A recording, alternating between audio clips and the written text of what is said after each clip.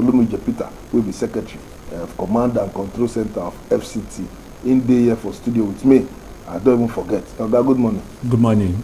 I pray may God not forget us. Amen. Good morning. Welcome. Thank you. You know, in charge with the secretary for Command and Control. We'll be saying now they put eye closely to see what's in the happen for FCT.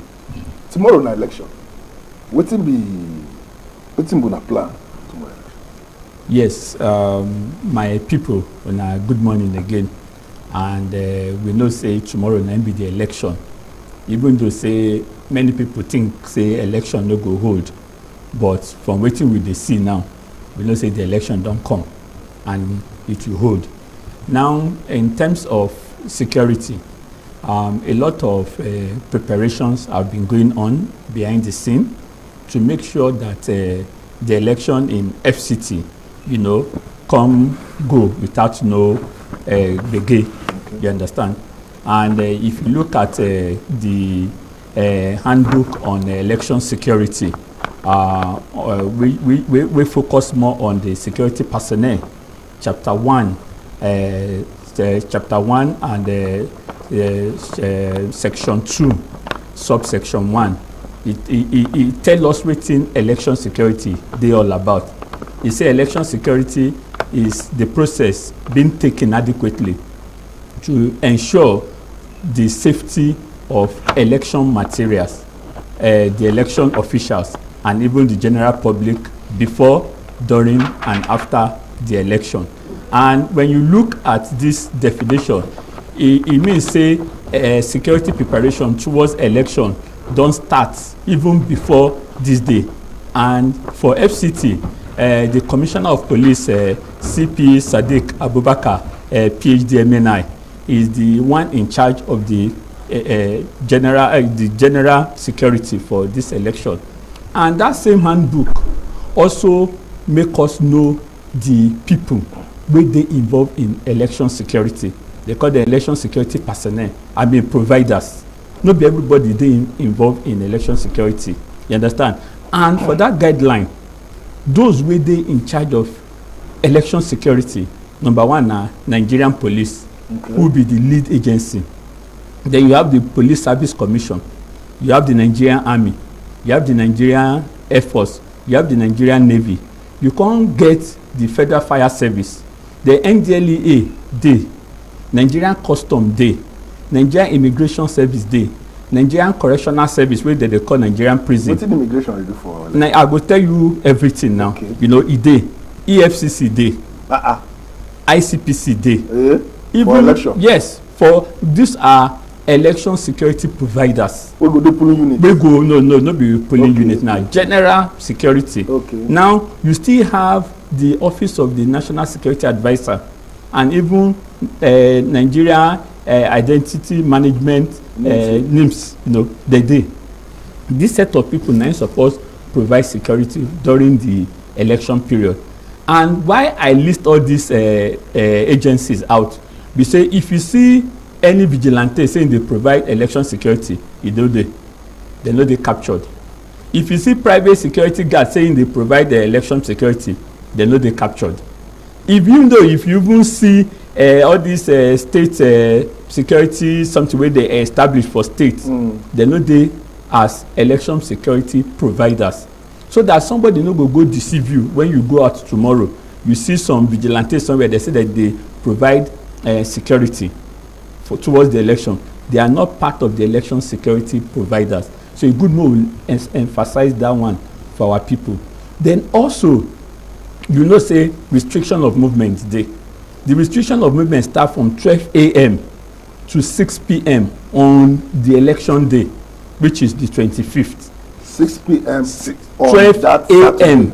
12 a.m. on Saturday. As you just enter Saturday, bam, 25th. This midnight. You understand? Up to 6 p.m. there's restriction of movement. And because there is this restriction of movement, the security don't put measures down. They get two types of security. They say they have election security personnel for patrol. This one they go round for different parts of where you are there, for different parts of FCT. Then you have election security checkpoint, personnel checkpoint. This one they provide checkpoint for different places so that vehicle no go fit move. Because I know say wetin our people go dey talk be say if my polling unit dey for Karimu and I dey live for Maitama, how I go take reach there. Now they don provide, INEC don provide say before now you suppose don go identify where your polling unit dey, and wetin they expect you to do be say you suppose don put measures down to dey closer to where your polling unit dey, because the election security personnel which all these agencies have talked no go allow people just dey move from here there. People wey suppose move, they are accredited already, you understand, and they get tag wey they don give them. So if you no get all those ones, you no go fit move. And for FCT, the commissioner of police wey don dey do better work as e come, e don ensure say all the personnel wey dey involved for election security, they don train them well well, and they have what they call ICs. IC na interagency consultative committee on election security. Now talk am again. Interagency collaborative committee on election security. Now na the REC chairman, that's the resident electoral commissioner for FCT, Alhaji Yahaya Bello. No be the one for Kogi o, no be governor of Kogi state. Kogi no get two people. No be him. Na him be the REC for FCT. Him don dey meet with all relevant stakeholders and the security people, and they don dey discuss. That is why you go see say even presently now, the IG of police don deploy one ogbonge police officer to come monitor and make sure say they see wetin dem dey do. Na AIG Aisha Abubakar MNI, na she go dey monitor wetin dey happen for FCT. The commissioner of police dey ground, and two other commissioner of police say the IG don post them again to join body. So you see say nobody go fit misbehave. Both the security personnel, they don train them to do the right thing, and those wey dey think say they wan cause kasala for Abuja, make dem dey careful. That one dey. Before we continue, I want make you let us know, because when you talk of the agencies wey dey participate for election, I come dey fear EFCC and this one. Immigration, like for some polling units wey some people sneak register wey dem no be Nigerians. Immigration not supposed to dey for polling units. Now, you know, the beauty of the electoral law, this new electoral act, be say any polling unit where people dey, person wey come with him or her PVC, they believe say they don clear the person. Okay. Now when you think say person no be Nigeria, because na think you dey think, you never establish am, no security agency go fit arrest that person there. Okay. Do you know why? Because the law say na only the presiding officer or any INEC officer na him fit give instruction to the security agent wey dey the polling unit to arrest. But because you think say this person no be Nigerian, oga Ekanem, you no go come fit say, oh yeah, police carry am. No. Okay. Even police no go fit carry that person. Unless the rep. No, except the presiding officer for that polling unit. Sign the paper. You understand? Or the INEC officials there. Na only them fit give that instruction. You understand? And like we don dey talk, for the polling units, where each polling unit, because for FCT we get 2,822 polling units. You understand? Now for all these polling units, security personnel go dey deployed there, and this security personnel, they no go carry gun. They go just come with their baton to make sure say they ensure orderliness. And people no go fear. And people no go fear, because if they see gun where you wan vote, somebody be say, they don use gun, they intimidate us, more vote for this party or more vote for that party. So INEC don say make no security official agent for polling unit carry gun. Na only baton you go see them, just to ensure orderliness, maintain orderliness. But for other civilized countries, where they see them, they watch film, like when America do their election, they see them watch film, say people like fame, people they go just come from their office, do election go. So we just send an email. You do something. How you see when you say we will reach that level one day for this country? Yes, we go reach that level one day for this country, because anything where you do, especially for this election, the day INEC is guided by the Electoral Act. So small, they go dey improve on the Electoral Act. Wey be say e go reach say even those wey dey obodo oyinbo, they go fit vote from there through the various Nigerian embassies wey dey for those countries. But na small. If you look say this election now, things don dey improve better. And even for FCT, one good thing about this forthcoming election be say before now, gbege go don dey happen as campaign dey go on. But if you realize during all this process of campaign, say campaign end 12 a.m. this morning. Yes. You understand? So nobody fit campaign again. Or during all this process of campaigning for FCT, we no record any breakdown of law and order. Now, police, they try to stop them, or the people just on their own. Because all the relevant stakeholders, both the political parties or the candidates, because FCT, the only election we go hold for FCT now the presidential and the National Assembly, that's the senatorial and the House of Representatives. Now, don't do council election already. Yes, council election don't pass. Now, the Commissioner of Police, CP Sadiq Abubakar, don organize different stakeholder meetings, meet with all these people, tell them say make una tell una people, una supporter, say Abuja no go tolerate anybody wey wan cause violence. Like they talk, the air dey very big enough for all birds to fly, and that is why during the campaigning period, Abuja was so peaceful. Everybody doing campaign, every party do their campaign, even to their presidential campaign and rallies, everything go, no wahala. This one na because some people dey wey don ensure say things go casually. Another thing I want make we talk about now, this security matter. But for some other parts of this world, you no go have this kind of election, you no go see police officers. You believe say CCTV cameras dey everywhere. And FCT here will get CCTV cameras, plenty. I don't know whether they work. You see any need for CCTV camera for this kind period of our country? Say when we dey talk other part of the world, everybody pikin wey dey born today no just start to dey run. Yeah, but some children wey we born together, so they don dey run, we see dey crawl. Mean say because una still dey crawl, say una no dey get am right. Na small. You understand? One step wey tortoise dey carry, na im dey take win antelope wey dey run fast. Because antelope go believe say im don go ahead, if he go rest. Trap. You understand? But tortoise go just dey go gradually. Now, one good thing about us for this country be say we dey make steady progress. Most people don praise the president for this new electoral act, because even now say you dey snatch ballot box no be better thing again, because if you carry ballot box you just waste your time. Even you lose. You understand? And this one we talk about CCTV, a lot of improvement will be coming on a daily basis.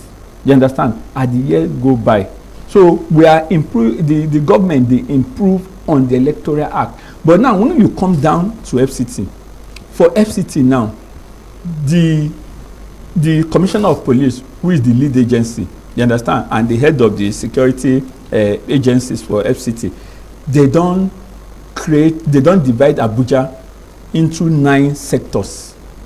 These 9 sectors, each of the sector na Assistant Commissioner of Police dey head them, and each of these sectors get all the relevant security agencies. Why do they do this? Because they don identify some flash points, 1 or 2 places wey be say gbege fit happen, or if anything wan go wrong, the number of all these heads go dey public. In fact, they dey public already, so that these people go fit respond on time to any threat to security and safety of lives and property. And now, aside that one now, there's a team, a standby team that will be patrolling around, and the police also get the situation control room. Maybe say if you notice anything for your area, you fit call in, and they go direct the closest team, security team wey dey there to respond to it. So a lot of measures where the government, where the security agencies don't put in place to make sure say if you dey go vote tomorrow, you no suppose fear say somebody go come destroy, carry cutlass come where you dey vote. You understand? Come destroy wetin una dey do, because FCT everything dey go well. FCT no be like every other place, Federal Capital Territory. You know, say na here even Oga Presido dey. And every year suppose soft, every year suppose soft. But apart from police, army, immigration, EFCC and everything, yes, all the agencies we call, wetin command and control center, yes, go dey do on that side? Yes, part of the work of the command and control, you know, we have agencies in all this formation. You understand? And also command and control is involved in the monitoring of whatever is going on. You understand? In the FCT. Because the director of security for FCTA, Mr. Adamu Gwari, FDC, you understand, don't make sure say everything go on well. So the center, we also, even the FCT call center, if we get any issue, you also feel call into it, and it will be relayed to the relevant security point. We go react to it. So with the numbers, will they show you? Will they show the number here every time before? That's the number. Yes, that's the number. We will show the number before the program ends today. So in case anything where you feel say may they go well for your area, you will just call that number where they show for your screen. Then you will receive call immediately. Secretary, before you go, I want you let Nigerians know the things we they're not supposed to this season, and the people we're not supposed to come out, because people feel say because say they work for one beer parlor, I suppose come out. You understand? So people feel say because I get chemist shop, I suppose come out. Which people supposed come out on that tomorrow the election day, and which people supposed to do for their house? They not get light, but they sit down and listen to radio. Now, so they know. Now the people where supposed come out, for election day, they know themselves. They call them essential workers. Okay. You understand? And all these really essential workers wey suppose comot, they get accreditation wey they don give them, tag wey say if they as you dey move, nobody go stop you. But any other person wey no fall under these essential workers, you understand, you no suppose comot. You suppose dey your house. You no go talk say you wan go open your shop. Mama Ngozi dey call make you come give am one module of rice somewhere. You understand? No, make Mama Ngozi buy everything wey you wan buy now. In fact, because now some banks sef don even dey send message say by 1 p.m. they go shut down. You understand? Say they no go operate. But their network go open. No, their network go dey operate, but they go close the physical office. Okay. So make so that people now, you suppose plan. We expect say you go don dey plan ahead. Then again, you suppose don use today go know where your polling unit dey. You understand? Even get wetin INEC don send to everybody. Say if you no know where your polling unit dey, press this number, you go know am. Because some people now on that election day now, tomorrow, they go come dey look for their polling unit. They go come dey blame government. And security agencies go turn them back. They go turn them back. Now when security agencies turn them back, they start to dey blame government. Start to say government wan do this one, they no wan make them vote. Whereas you get more than enough time to know where your polling unit dey. And for those of you wey una polling unit dey far from where una dey stay, make you make alternative arrangement to stay closer to where your polling unit dey, because movement is being restricted. And when you come to the polling unit on that day, if you know say you no get your PVC or you no get any business to come do there, no go there. No be to go watch film. The polling unit place no be to watch film. Na for you to vote. And the voting period starts from 8:30 a.m. to 2:30 p.m. You understand? Where voting go take place. After then, the counting and the sorting go continue. And make sure say you know you when you vote finish, you comot over, you maintain 300 meters away from. If you want stay at all. And when you stay there, and make una know say campaign don end this midnight. So make you no go there, go dey wear one political party logo or t-shirt come polling unit. Is not allowed. You understand? Then also, if you dey for polling unit dey wait, make una maintain una self orderliness. Then if you dey go for when you wan go vote, make you also carry one bottle of water whole. If you get biscuit, hold am, because from that money wey you go and you wan wait make dem count the result for your president, hunger fit come.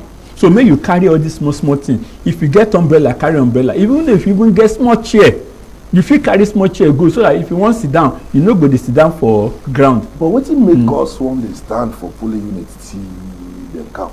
No, it's trust. I say we no get trust. No, no be say trust. Some people after they vote, they go their house. Some people want to see to the end of everything. So no be say they no get trust, but some people just feel say make dem witness all the process. You understand? Na their right. Na their right. Na their right. But if you check am, we now with the most times, and the way they like compare ourselves with it we dey see for film. Because I like film well. You know say film na make believe. We like film. I look 2 o'clock in the morning. You see when they do election, people you vote, go school, vote, go work. My friend we marry for America. We dey they chop fish that night. They call the wife. See what I want vote for the same person. The wife say okay. He send email. Okay. You understand? They vote at an Obama time, and Obama win, and they happy. Say I ain't there yet vote. I say Nigeria, which God I pray, which share this thing go happen like what stay for No, we don't dey near am. You understand? We don't dey near that place. I said this I no go vote because I register for Cross River, and I dey Abuja. I transfer my PVC go Cross River. Feeling say election time I go Cross River. Now the country will be essential workers. But you know say even those countries where they talk, they get their own challenges too, where they no go tell you. But we know. And wait now, and we for Nigeria, we are guided by the principle and the spirit of the Electoral Act. Yes. And that Electoral Act can be improved upon. And we never use that. You understand? Now we don't improve upon the one way they use for 1999 election and the one way they use now. Difference don't they? And that difference don't they improve how election they go for Nigeria. And one day we go reach that level too. Amen. I pray about that. But what many Nigerians too make we dey trust the system. And the system too will make us trust them. You understand? And I believe say this election we dey so now, after everything finish, we go really believe say the system get us for mind. My Oga, thank you very much for coming. Thank God. I really appreciate you saying you come. Yes. We will display that number. Where they say that call center number. I mean Nigeria see. If anything dey wrong for your polling unit, if you not see police around, call the number so that everywhere we go dey happy after this election. Tomorrow na the day. If your polling unit na Suleja, find way buy one mudu of garri now, buy sugar, buy groundnut, buy water, go the area, go stay. Find person with it there, stay near am. Because when they register, we talk am here. Register close to your house or where you go dey on that day. Now, I don't say election na tomorrow. And if you you go register there your office for Gwagwalada, and now you dey for house. Go that Gwagwalada today so that you go feel register. You go feel vote tomorrow. Now the idea. But if you come out tomorrow, police go arrest you. Before you go explain, if you not talk well, don't say to my first, I will claim right. You get away to take claim right. You go say. Before you know, if na Saturday, Sunday, na Monday, they will come pay you. Police no go arrest them. Police go just turn them back. Okay, police turn them back because some of them now want to claim right. Police will call them. I beg, turn them back when they go back their house. I beg. Nigeria na our country, and we go make sure say Nigeria become a better place with our mouth and with our votes. Tomorrow na the day. Come out to vote. Mr. Peter OLUMUJI, thank you very much. Thank you for this opportunity. Secretary of Command and Control Center here for FCT, and then they look everything with the Apple security wise for FCT. Thank you very much. You're welcome. God bless us.